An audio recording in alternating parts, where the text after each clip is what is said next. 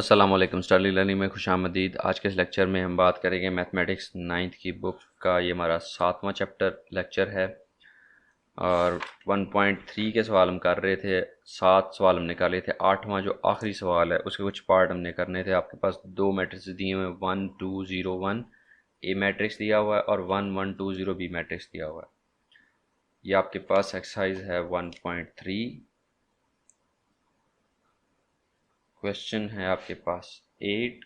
इसके दो मैट्रिसेस जो दिए हुए हैं, ए आपके पास दिया हुआ है 1 2 0 1 और बी दिया हुआ है 1 1 2 0। और इनको यूज़ करते हुए हमने ये आगे 6 सवाल हैं, उनमें से सवाल करने हैं। ट्रांसपोज कोई नई चीज़ नहीं है। यहाँ पे टी आपको नज़र आ रहा है। पहला सवाल देख लेते हैं। ए प्लस बी को ट्रांसपोज ए प्लस बी के बाद ट्रांसपोज करो या A transpose plus B transpose करो। ये दोनों आपकी लेफ्ट हैंड साइड और राइट हैंड साइड बराबर आनी चाहिए। ये आपके पास क्वेश्चन है जो हमने इसको सॉल्व करना है। तो आपने इसको प्रूव करना है कि ये लेफ्ट हैंड साइड और राइट हैंड साइड बराबर आने चाहिए। तो ए प्लस बी पहले करेंगे और फिर उसका ट्रांसपोज लेंगे। सबसे पहले लेफ्ट हैंड साइड को सॉल्व करते हैं। ए प्लस बी करेंगे। आपके पास ए मैट्रिक्स क्या है 1 2 0 1 और बी क्या है 1 1 2 0। अब एडिशन करते हैं। सबसे पहले ऑर्डर देखते हैं। ये भी 2 क्रॉस 2 का है, ये भी 2 क्रॉस 2 का, तो मतलब ऑर्डर दोनों का सेम है, दोनों ऐड हो सकते हैं। अब जब ऐड हो सकते हैं तो कॉरिस्पॉन्डिंग वैल्यू के अंदर, तो 1 1 के अंदर ऐड होगा, ये 2 इस 1 के अंदर ऐड होगा, ये 0 इस 2 के अंदर और ये 1 इस 0 के अंदर।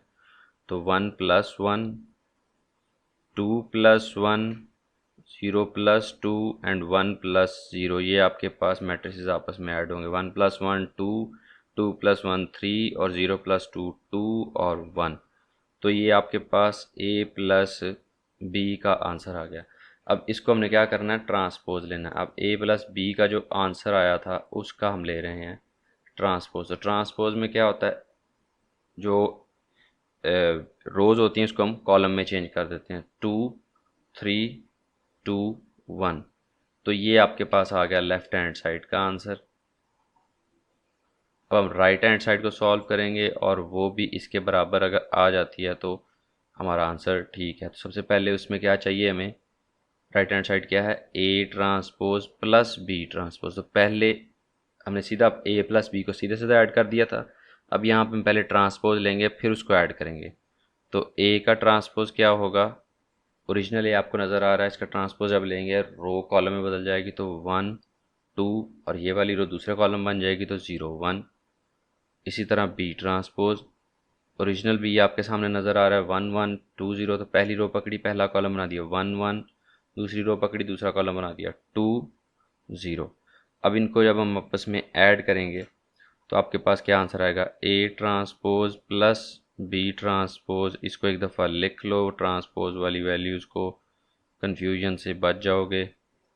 और 1 2 1 0। अब वही कॉरस्पॉन्डिंग वैल्यू के अंदर ऐड होगी। इसको ऐड करेंगे तो आपके पास A transpose plus B transpose का आंसर आएगा 1 प्लस 1 2 आ जाएगा, 0 प्लस 2 2 आ जाएगा और 2 प्लस 1 3 आ जाएगा और 1 प्लस 0 1 आ जाएगा। तो ये आपके पास आ गया राइट हैंड साइड का आंसर। अब आप अगर आंसर देखें, इसको देखें और इसको देखें, ये दोनों आपस में मैच कर रहे हैं। दैट मीन्स कि ये जो स्टेटमेंट है ये ट्रू है। पहला सवाल इसका सॉल्व हो गया। इसके बाद दूसरा सवाल में दरमियान में सिर्फ यहाँ पे माइनस आ जाता है, यहाँ पे भी माइनस आ जाता है। तो उसने आपने काम यही करना है, पहले सब्ट्रैक्शन कर लेनी है, उसके बाद ट्रांसपोज लेना है। इसमें ट्रांसपोज पहले ले लिए, यहाँ पे दरमियान में सब्ट्रैक्शन कर लेनी। ये मैं नहीं कर रहा, ये आप लोग खुद करोगे, बहुत आसान है, कुछ मुश्किल नहीं है इसमें। उसके बाद जो अगली चीज़ जो मैं इस चैप्टर में थोड़ी सी बच्चे इसमें कंफ्यूज हो जाते हैं और मैं अक्सर उनको इसकी क्या से कहते हैं बताता रहता हूँ इस बारे में कि इस पे आपने कंफ्यूज नहीं होना, लेकिन most of the times they get confuse और इस वजह से फिर ये सवाल गलत होता है। आधा सवाल हल करते हैं और बाकी छोड़ देते हैं। देखिए यहाँ पे आपको कह रहा है ए प्लस ए ट्रांसपोज सिमेट्रिक है और ए माइनस ए ट्रांसपोज क्यों सिमेट्रिक है। इसमें से मैं तीसरा और छठा सवाल करूँगा। तीसरा सवाल जो है उसमें ए प्लस ए ट्रांसपोज को उसने कहा जी इसको बताओ ये सिमेट्रिक है, ठीक है। और जो छठा है उसमें कह रहा है जी बी माइनस बी ट्रांसपोज जो है वो स्क्यू सिमेट्रिक है। पहले तो आपको सिमेट्रिक और स्क्यू सिमेट्रिक की डेफिनेशन आनी है। सिमेट्रिक क्या होता है, जो भी मैट्रिक्स है अगर उसको हम सिमेट्रिक कहें तो उसका मतलब ये होता है कि उसका ट्रांसपोज लें तो वो ओरिजिनल के ही बराबर आ जाए। और स्क्यू सिमेट्रिक क्या होता है, उसका ट्रांसपोज लें तो वो ओरिजिनल के नेगेटिव के बराबर आ जाए, मतलब वैल्यूज सेम हो लेकिन साइंस उल्टे हुए हों। दैट मीन्स कि जब हम ओरिजिनल के साइन उल्टाएं तो वो जो आपने ट्रांसपोज ली हुई मैट्रिक्स है उसके बराबर हो जाए। अब यहाँ पे ए प्लस ए ट्रांसपोज सिमेट्रिक है, तो ए प्लस ए ट्रांसपोज करेंगे तो एक मैट्रिक्स मिलेगा हमें, उसके ऊपर उसका ट्रांसपोज लेंगे तो सिमेट्रिक की कंडीशन चेक करेंगे। इसी तरह बी माइनस बी ट्रांसपोज करेंगे तो आपके पास एक मैट्रिक्स आएगा, उसको ट्रांसपोज करेंगे तो उसके ऊपर हम स्क्यू सिमेट्रिक की कंडीशन चेक करेंगे। सबसे पहले तो मैट्रिक्स देख लेते हैं। ए मैट्रिक्स है वही अपने जो पहले भी लिखा था, क्या है, ए आपके पास है 1 2 0 1 और यहाँ पे बी आपके पास है 1 1 2 0। ए आपके पास है, बी आपके पास है। अब ए ट्रांसपोज निकाल लेंगे, यहाँ से क्या होगा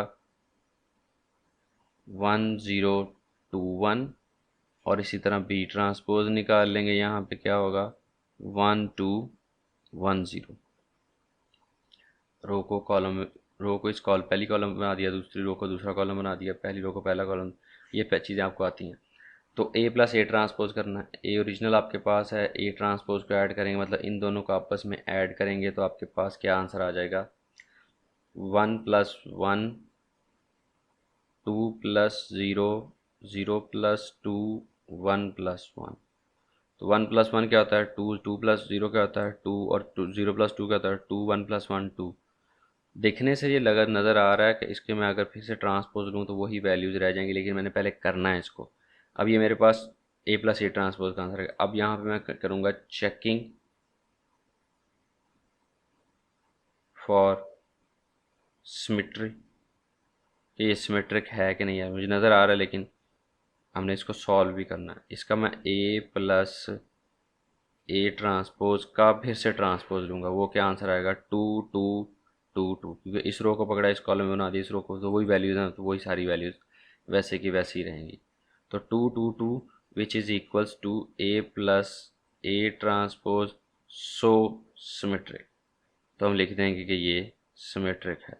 अब बी माइनस बी ट्रांसपोज करना है, ये स्क्यू बताना है हमने। B minus B transpose, B की वैल्यूज़ लिखेंगे 1 1 2 0 और बी ट्रांसपोज की वैल्यूज़ लिखेंगे 1 2 और 1 0।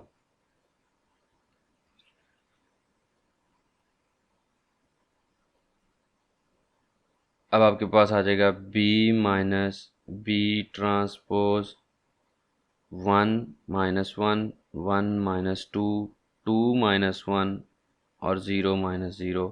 क्या जवाब आएगा आपके पास B minus B transpose 0 minus 1 1 और 0। ये आपके पास मैट्रिक्स आया, इसके ऊपर अपने कंडीशन चेक करनी है कि ये सिमेट्रिक है या स्क्यू सिमेट्रिक है। तो जो मैट्रिक्स आया है उसका हम ट्रांसपोज लेंगे। अब यहाँ पे चेकिंग कंडीशन फिर उसी तरह से जैसे पिछले में लिखी थी, चेकिंग लिखेंगे बी माइनस बी ट्रांसपोज का ट्रांसपोज, ओरिजिनल का ट्रांसपोज लें 0 1 माइनस 1 0। अब ये देखें वैल्यू 0 0 1 माइनस 1 वैल्यूज़ वही हैं, लेकिन यहाँ पे माइनस है, यहाँ पे प्लस है, यहाँ वाला सा यहाँ पे माइनस है। तो अगर मैं ओरिजिनल जो है उसका नेगेटिव ले लूँ तो वो किसके बराबर होगा, माइनस, अंदर मूव करूँगा इसको 1 0, जब ये माइनस यहाँ पे माइनस साइन है वो अंदर मूव करेगा, जब माइनस अंदर मूव करेगा तो 0 minus minus plus 1 minus plus minus 1 and 0। अब ये negative of B minus B transpose आपको किसके बराबर नज़र आ रहा है, बी माइनस बी ट्रांसपोज के ट्रांसपोज के बराबर। और ये जो कंडीशन है ये आपको बताती है कि ये स्क्यू सिमेट्रिक है, ठीक है। इसी के साथ आपकी 1.3 जो है वो ख़त्म हो जाती है, और 1.3 के बाद अगला जो है आपके पास एडिशन ऑफ मैट्रिसेस ख़त्म हो गए। अब मल्टीप्लिकेशन ऑफ मैट्रिसेस हैं, इसमें सिर्फ हम कंडीशंस को पढ़ लेते हैं और उसके बाद सॉल्यूशन जो है वो उसके 1.4 में हम अगले लेक्चर के अंदर कर लेंगे। कंडीशंस क्या कहती हैं जी आपके पास। बाकी जो सवाल रह गया 1.3 के आप लोगों ने खुद करने हैं, जैसे कि आपके पास बी प्लस बी ट्रांसपोज रह गया, ए माइनस ए ट्रांसपोज, इसको सिमेट्रिक या स्क्यू सिमेट्रिक चेक करना है। जिस तरह ये कंडीशंस को चेक किया था इस तरह से आपने इसको भी चेक करना है। आपके पास मल्टीप्लिकेशन ऑफ मैट्रिसेस हैं, two matrices A and B are conformable for multiplication giving product A B if number of columns of A is equal to the number of rows in B. Condition है आपके पास multiplication हो सकती है या नहीं हो सकती, यही कंडीशन सबसे ज़्यादा इम्पॉर्टेंट है। अगर आपको यही नहीं पता चलेगा कि आपकी जो दो जो मैट्रिसेस हैं मल्टीप्लाई हो सकते हैं या नहीं हो सकते, तो उसके बाद जो नेक्स्ट काम है मल्टीप्लाई करना वो तो आप भूल ही जाएं। कंडीशन आपके पास ये आपको हमेशा याद रहनी चाहिए, कंडीशन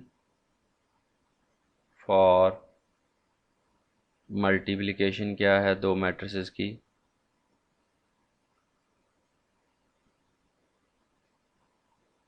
लेट से ए इंटू बी हमने करना है, तो इसकी ए की नंबर ऑफ कॉलम्स किसके बराबर होने चाहिए, इक्वल होने चाहिए number of rows number of columns of A should be equal to the number of rows of B. ठीक है, जो पहला मैट्रिक्स है ये ए और बी मैट्रिक्स हैं, अगर इसकी मैं जगह बदल दूं तो फिर number of columns of B हो जाएगा और number of columns rows of A हो जाएगा। इसका मतलब क्या है कि जो पहला मैट्रिक्स है उसके नंबर ऑफ कॉलम्स दूसरी मैट्रिक्स के नंबर ऑफ रोज के बराबर होने चाहिए। अगर तो ये कंडीशन फुलफिल हो रही है तो ये मल्टीप्लिकेशन हो जाएगी, अदरवाइज मल्टीप्लिकेशन नहीं होगी। ये कंडीशन अगर हमारे पास 2x2 के मैट्रिसेस हैं दो, जैसे 1 2 4 5, और आपके पास दूसरा मैट्रिक्स है 2 1 -1 0, इनको जब मल्टीप्लाई करेंगे तो ये क्या है 2x2 2x2, इसके नंबर ऑफ कॉलम्स जो हैं वो आप number of rose into number of columns, number of columns दरमियान में आता है, नंबर ऑफ रोज पहले आता है। तो ये इस तरह से मिडल वैल्यू जो होती है उसको हमने बराबर चेक कर लेना होता है। लेकिन जो मैट्रिसेस होते हैं स्क्वायर मैट्रिक्स होते हैं दोनों एक ही ऑर्डर के होते हैं, तो ये पॉसिबल होता है मल्टीप्लाई इनको करना, ठीक है। लेकिन अगर हमारे पास दो ऐसे स्क्वायर मैट्रिक्स आ जाएं जो एक जैसे एक दूसरे के बराबर ना हो, फॉर एग्जांपल 1 2 3 0 है और दूसरा मैट्रिक्स आ गया 1 3 5 2 7 0 8 9 1, तो ये है, ये भी 2x2 है और ये 3x3 है, दोनों स्क्वायर मैट्रिक्स हैं। लेकिन क्या है, इसके नंबर ऑफ कॉलम्स इसके नंबर ऑफ रोज़ के बराबर नहीं है, तो ये मल्टीप्लाई नहीं हो सकते, ठीक है। इसमें मल्टीप्लिकेशन की कंडीशन फुलफिल नहीं होती। इसके अलावा जो स्क्वायर मैट्रिक्स की बात होगी, अगर मैट्रिक्स स्क्वायर ना भी हो आपके पास फिर भी वो मल्टीप्लाई शायद हो सकते हैं। पहले देख लेते हैं कैसे। जैसे आपके पास ये मैट्रिक्स इसने एक ए दिया हुआ और ये बी दिया हुआ, इसकी 2x2 है, इसकी कितनी है नंबर ऑफ रोज़ 2 हैं, कॉलम कितने हैं 1 है। इसके नंबर ऑफ कॉलम्स इसके नंबर ऑफ रोज़ के बराबर होनी चाहिए। तो मिडल वैल्यूज़, क्योंकि शुरू में रोज़ आती हैं और बाद में कॉलम आते हैं, इसके कॉलम इसके रोज़ के बराबर हैं, इसका मतलब है 2 = 2, तो ये मल्टीप्लाई हो सकते हैं, ठीक है। तो मल्टीप्लिकेशन की कंडीशन फुलफ़िल होती है। ये आपके पास 1.4 का जो पहला पार्ट है वो हमने सॉल्व कर लिया। इसी के साथ ही इसको हम दोबारा से देख लेंगे जब हम 1.4 पे जाएंगे, लेकिन ये फ़िलहाल आपने सिर्फ कंडीशन को याद रखना है कि मल्टीप्लिकेशन की कंडीशन क्या होती है। उसके बाद एसोसिएटिव लॉ भी होल्ड करता है आपके पास मल्टीप्लिकेशन में, डिस्ट्रीब्यूटिव लॉ भी होल्ड करता है, लेफ़्ट भी और राइट भी, और उसी तरह आपके पास कम्यूटेटिव लॉ ऑफ मल्टीप्लिकेशन जो है होल्ड नहीं करता। एसोसिएटिव लॉ में क्योंकि इसमें ये जो तरतीब है, जैसे a इंटू बी किया और b इंटू ए किया, तरतीब बदल गई, मैट्रिक्स की जगह बदल गई। मैट्रिक्स की जगह बदलने से सारे का सारा आंसर बदल जाता है, तो ये दोनों आपस में बराबर नहीं हो सकते। तो इसमें एसोसिएटिव लॉ में क्या होता है, जगह नहीं बदलती, सिर्फ ब्रैकेट्स की जगह बदलती हैं। पहले दो को मल्टीप्लाई किया, फिर तीसरे को किया, पहले पहले दो को कर लिया, फिर तीसरे को किया, तो उससे फ़र्क नहीं पड़ता, क्योंकि इसमें सीक्वेंस सेम रहता है। एसोसिएटिव लॉ होल्ड करता है और कम्यूटेटिव लॉ इसमें होल्ड नहीं करता। ठीक है, commutative law does not hold, सिर्फ एक ही लॉ जो इसमें होल्ड नहीं करता, बाकी डिस्ट्रीब्यूटिव लॉ, एसोसिएटिव लॉ सारे होल्ड करते हैं इसके अंदर। और मल्टीप्लिकेटिव आइडेंटिटी यहाँ से हम कल अगले लेक्चर में कर लेंगे। ये आपके पास लेक्चर नंबर 7 कंप्लीट हो गया है, और इस दुआ के साथ कि अल्लाह आपको आसानियाँ अता फ़रमाए और अल्लाह आपको हर मामले में कामयाबियाँ अता फ़रमाए। अल्लाह हाफिज़ और अल्लाह आपका निगहबान।